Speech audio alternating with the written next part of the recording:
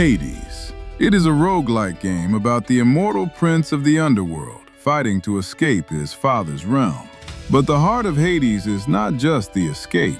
What matters more is that every attempt to break out, even the failed ones, makes you stronger and opens a deeper part of the story. You play as Zagreus, the son of Hades. A small victory is not enough. You want out, and you want the truth. Every time you leave the house of Hades, the game asks the same question. How far can you get this time? In Hades, failure is not the end. Death sends you back home. You return, and the world does not erase what happened. The people there remember. They react. They treat you like someone who tried, fell, and came back again. That is why failure starts to feel different here. It still hurts. The bosses can still kill you. But every time you come back, the game gives you something. A new conversation, a new understanding, new resources, a new possibility for the next run. The pain is still there, but it is not empty. One of the lessons Hades teaches is this: do not focus only on how far you got. A better question is, what did you bring back with you? Items, knowledge, a feel for enemy patterns, an idea for your next build. In this game, even a short failed run can become the foundation of a future win. The studio behind the game, Supergiant, understood how painful death can feel in games. Creative director Greg Kasavin said that one of the team's main goals during development was to take some of the sting out of failure. He also explained that because so much of the story moves forward through death, they did not want a traditional easy mode that would simply let players skip past that pain. The message is very clear. Hades does not mock your weakness. Instead, it builds a bridge between that weakness and your next step. And because the House of Hades remembers you, repetition never feels like empty repetition. The characters notice what happened. They talk about your failures. They react to your progress. The developers describe the game as a world made of thousands of unique interactions, a world where people keep remembering you. Then the game reveals its most beautiful trick. Beating it once does not mean the emotional journey is over. When version 1.0 launched, Supergiant made it clear that the true ending was part of that release. That means your first clear is only the doorway to something bigger, to healing, reconciliation, and closure. Your first major success does not end the story. It makes the story go even deeper. By this point, you begin to understand what Hades was teaching you all along. Every failure was changing you, little by little. Your hands, your timing, your judgment, even your patience. You were not simply failing, you were being shaped. There is one more reason this story hits so hard. Hades itself was also shaped through feedback. The developers said from the beginning that the game was built with early access in mind, and that its structure and storytelling were meant to grow with the community's response. So even outside the fiction, Hades carries the same truth that it teaches inside the game. Failure, revision, return. Hades does not ask you to get rid of your fear. It simply asks you to come back, to return a little smarter, a little calmer. Maybe that is why the game stays with people for so long. In Hades, victory is not made by one perfect run. Victory is shaped through countless imperfect ones.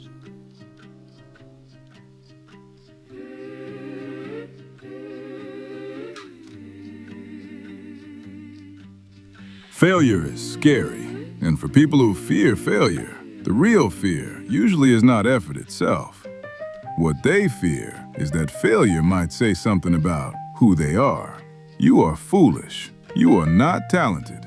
You are too late. You are not enough. Maybe your dream was never that valuable in the first place.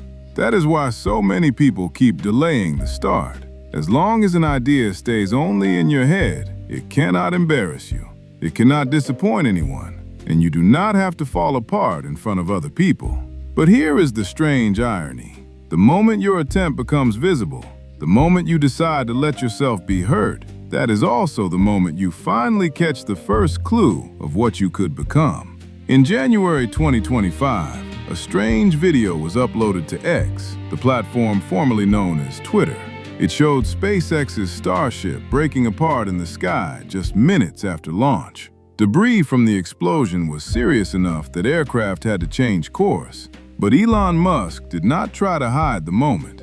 He posted the debris footage on X himself and added a ridiculous line. "Success is uncertain, but entertainment is guaranteed." It is a strange thing to do. Most leaders try to make failure look as small as possible before the public sees it. They delay the announcement, they soften the language, they change the meaning. Sometimes they bury it entirely. Anyone who sees something explode wants that scene to disappear, as if they had done something unforgivable. They want as few witnesses as possible. They want the event to shrink before it has the chance to define them. Musk did the opposite. He posted the moment himself and made it look even bigger. And this was not a one-time performance. Years earlier, in 2017, he had already shared a compilation video of failed Falcon 9 landing attempts. The jokes were there. The explosions were there. Nothing was hidden. Why would anyone do that? Because failure can be handled in two completely different ways. You can treat failure like a final judgment, or you can treat it like information. When failure feels like judgment, people try to protect themselves first. They say less, they hide details, they stall for time. But when failure becomes information, the questions change. What broke? Why did it break there? What does this teach us? What should we change next time? For people who are too afraid of failure to even begin, this difference matters more than they realize. Because the real fear in their mind usually is not, "This might not work." It is closer to this: "If this does not work, what will that make me?"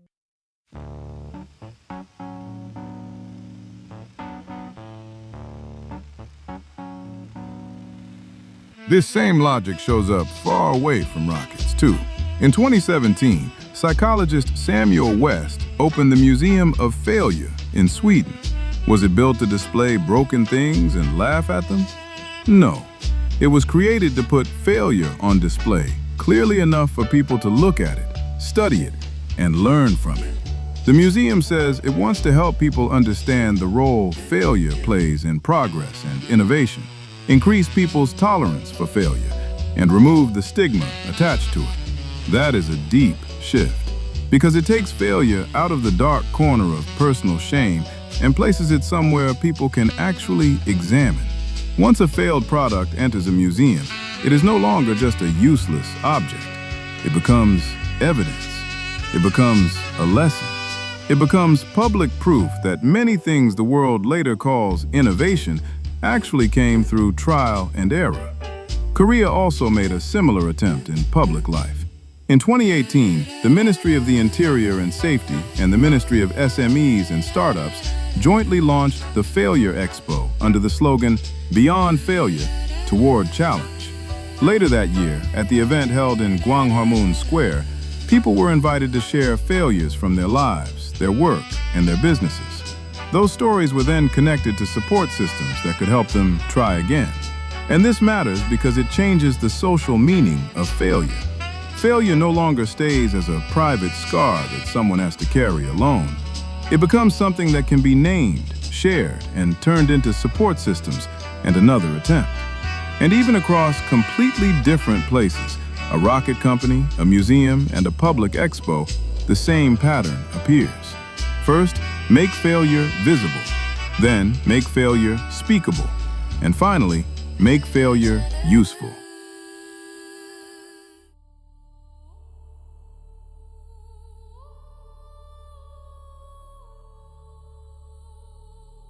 Doing nothing always feels safer than reality.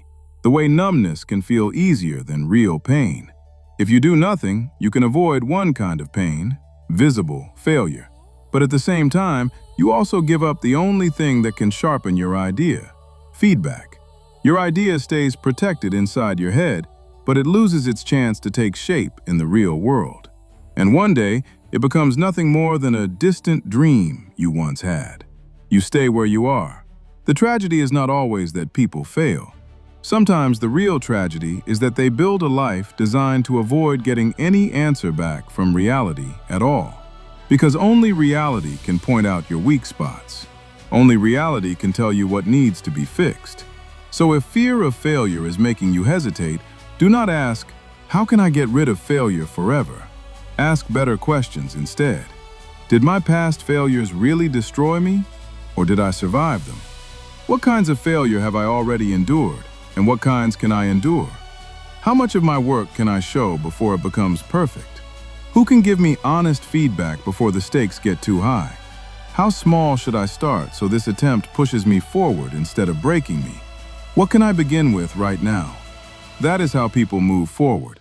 Not because fear disappears, but because they learn that they are someone who can survive failure and then make themselves strong enough to face the next risk. Failure still feels awful. You do not have to love it. You do not have to romanticize it. You just cannot let it speak like a god delivering the final verdict on your life. Even Hades, the god of death and the end, wants you to learn through failure. A failed run is only a failed run. A failed draft is only a failed draft. A failed launch is only a failed launch. None of them has the right to pass final judgment on your entire life. The rocket exploded, but the story did not end. The failed products were placed in a museum, and they kept teaching people. The expo made people speak about failure out loud, and those stories became the starting point for trying again. Maybe the goal is not to live a life where nothing ever goes wrong.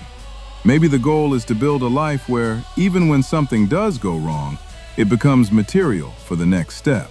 The people who move forward are not the ones who chose never to look foolish.